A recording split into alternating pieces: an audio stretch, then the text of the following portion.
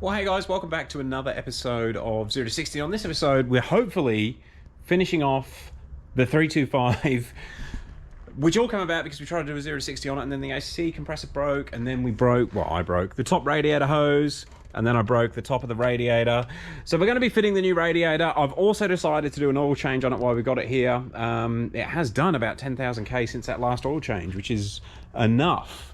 Now, the radiator arrived just before, and basically the way that the aftermarket guys make them, they're sort of a multi-fit type setup. So this one is for the manual model, so it doesn't have the outlet down here which you would normally connect to the transmission cooler, but they still supply them with two drain cocks. Now this section over here, please don't laugh at drain cock, but this section over here has a thing that screws in there, and basically the one that's in there at the moment allows coolant to pass through and come out this hose. Now again, that is used for the auto model, so I don't know why they don't just block it off, but to fit this to a manual, we do need to swap it over to this drain cock, which will seal off the hole just at the top here, and then no coolant will be able to come out of that hole down there. Right, I'm going to crack on. First thing I'm going to do, I actually started without really thinking. I've got the oil filter out. I'm going to put the new one in.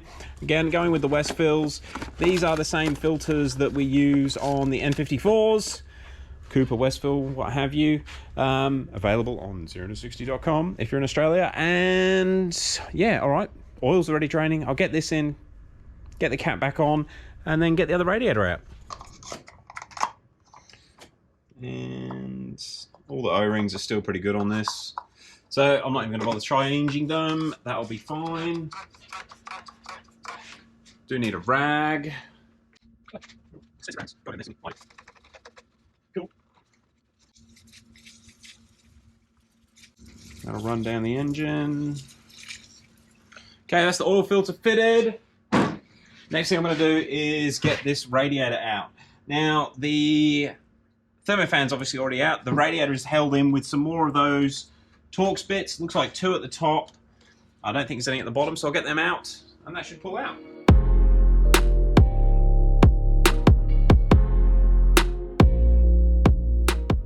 Okay, so I've got the other radiator out, which is now just down there, and it is exactly the same as this radiator, and the genuine one even has this weird little drain cock set up as well.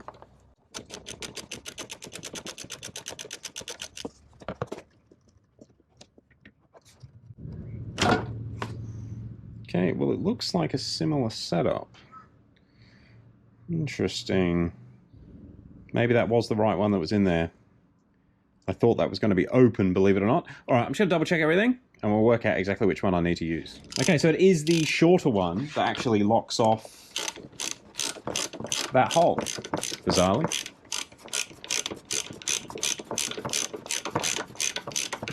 And when you do swap them over, just make sure you grease up the O-rings so they don't bind as they go in. And this has also got a drain cock on there, which I will need to tighten up in a second. And I'm just going to do one last check to make sure they're sealed. She's sealed. All right, that means that hole's all blocked off and this is ready to go in the car. All right, so it's time for the new radiator to go in. We'll see how many things it gets caught on. It's mainly going to be the bottom radiator hose, I guess.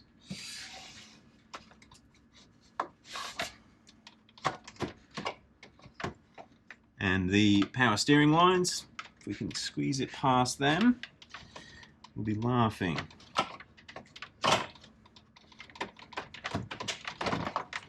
Let's go past the power steering first.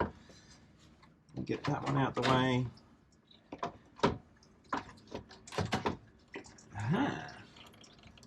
And she's gone down where it's supposed to sit.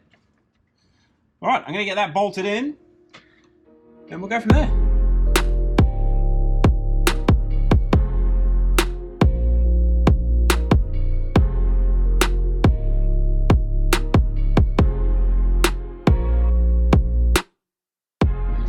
Okay, got the radiator in eventually. It was a little bit harder than I thought, and it was all being caused by the frame that actually holds the radiator and the AC condenser. The frame had just slipped off of the AC condenser, so it wouldn't line up with the radiator, but once I realized that, she was good to go. Now I'm going to reconnect the top hose first, just so you can see it. And hopefully you can see, I just put a little bit of grease on the surfaces that the O-rings are going to be on. Actually, I'll put it directly on the main O-rings, and then I'll put it on that lower one right there. And it should just make it a bit easier to connect up. So we'll go onto the block first. Actually, no, we'll go onto the radiator first. On nicely. And lining up the block. That's clipped on. Solid as. Circlip's back in there. And this lower one should go on. Oh, easy as. All right. Top hose is connected for now. I've still got to do this little one here, but we'll connect that once the thermofan is back in. And a little bit of grease for the lower radiator hose. I'm just using a rubber grease. Sort of grease you use on everything. It's red. Doesn't smell too bad. And one thing I have got to do is put the circlip back on the bottom radiator hose, which come off.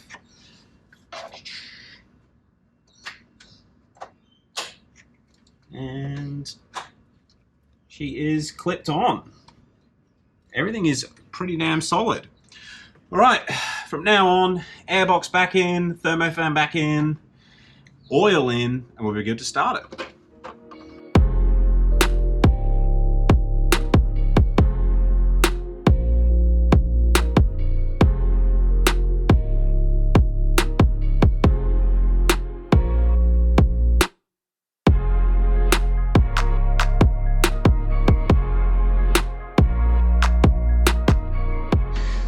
So something that the radiator manufacturer specifies is that you should do a full coolant flush and use the correct coolant when you install a new radiator. I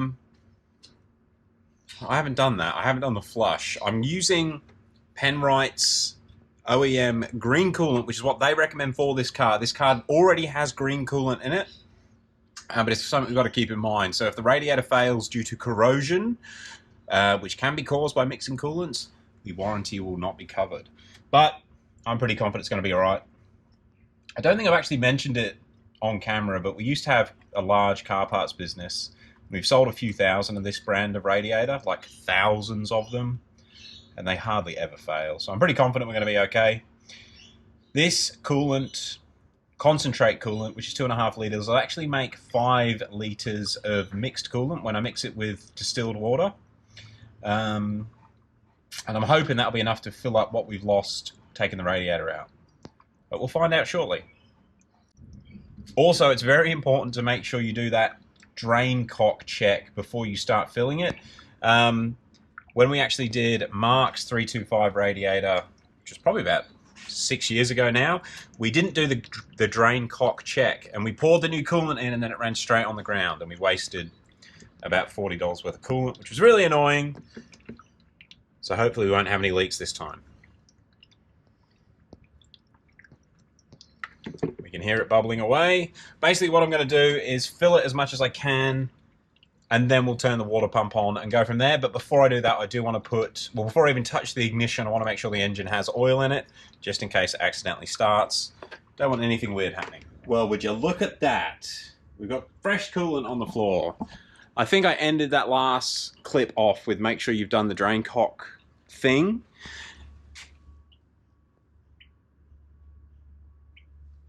Now we're dripping. Oh, it's all right. I just spilt some off the side there. Now, I basically put the coolant in, raised the car up to put the sump plug back in, and I noticed that there was a dribble of coolant coming out of the drain cock. And I panicked, and I went and touched the drain cock, and yeah, basically, I pulled it straight out. It's back in there now. I had the right one in, although I started to doubt it. So the radiator come with the tall one, and I fitted the short one. But I'm like, why is it still leaking a little bit? But it was only a drip, like drip, drip, very, very slightly leaking. Pulled the original one out just to make sure I'm using the right length. That's all fine. But what it was, the O-ring on the new aftermarket drain cock, which was one of these three, was just too small. I think the big one, I think that one is the OEM O-ring, which I pulled off, and those were the two that come on the aftermarket drain cocks. I ended up using a spare O-ring, not a spare O-ring. Where are we? Let me tell the story properly.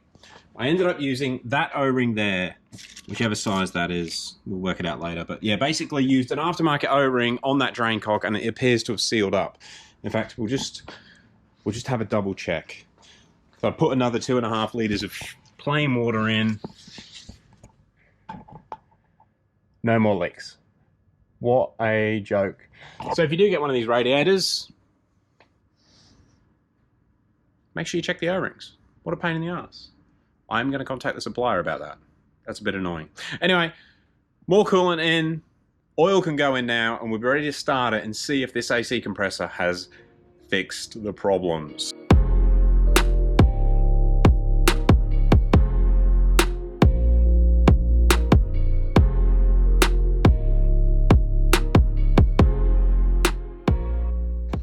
You guys might not be able to hear that, but that is now bleeding, which is amazing.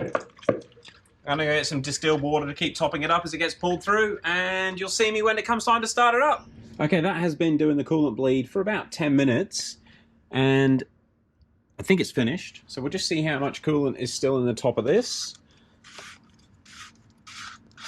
And the amount of bubbles I could hear kept reducing. Okay, we're still pretty full. I'm going to start it because I want to know if that AC compressor is definitely the problem. Yeah, all right, let's start it. We'll do an oil level check, assuming we don't have some horrific rod knock. Fingers crossed. Here we go. Coolant level warning, which is interesting. I wonder if I got the sensor wet or something. Or it's just a new problem, because we know the coolant's not too low. AC compressor isn't knocking, but the belt is squeaking. Probably because it's got coolant and degreaser on it. But she's quiet. Right, give me a minute. Trying to save time bit me in the arse. The O-ring that I didn't swap leaked. I've never seen one leak before, ever. Wow. This car is the car that just keeps on giving. All right, I'm going to get that fitted again. I need to tighten it with a brag. Yeah. Wow. I think we're good, but I'm going to have to degrease it and check it again.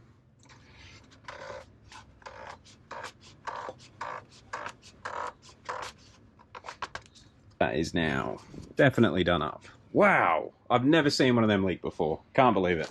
All right, let's degrease this off.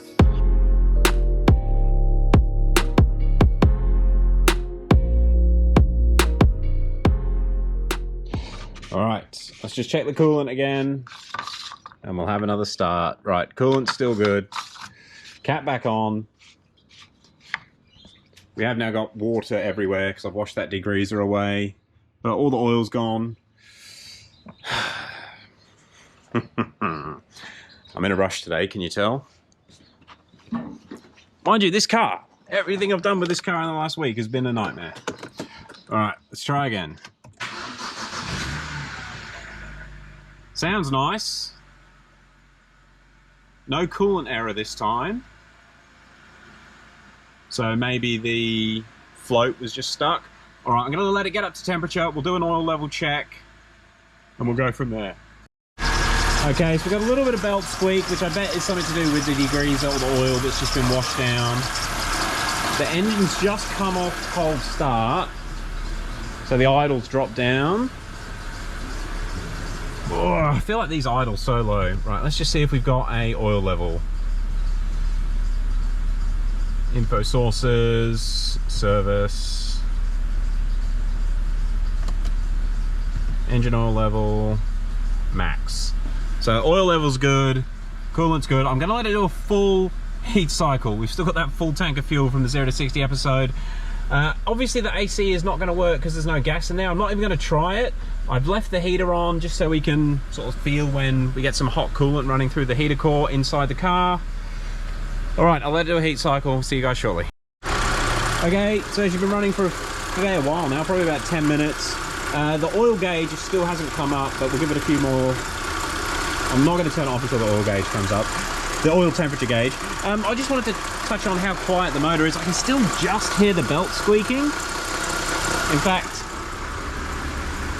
I'll just spray something on it and see if it shuts up completely. Yeah. So the belt is still making a little bit of noise. That could be because of the coolant that's been spilt on it. Who knows? But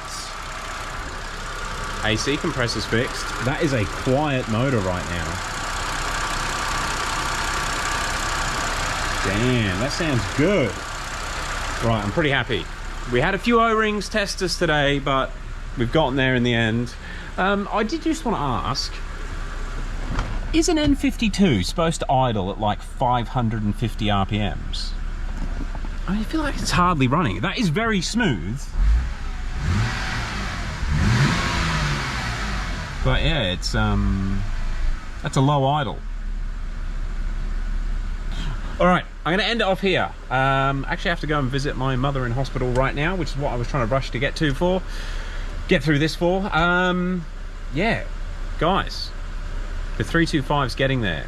The knock is fixed. We now need to go and get the AC regassed, which I can't do today, but at least we're on the right track. It's got a radiator, it's got new coolant hoses, new coolant, and a couple of new O-rings. All right, thank you very much for watching. We will catch you on the next one. Peace.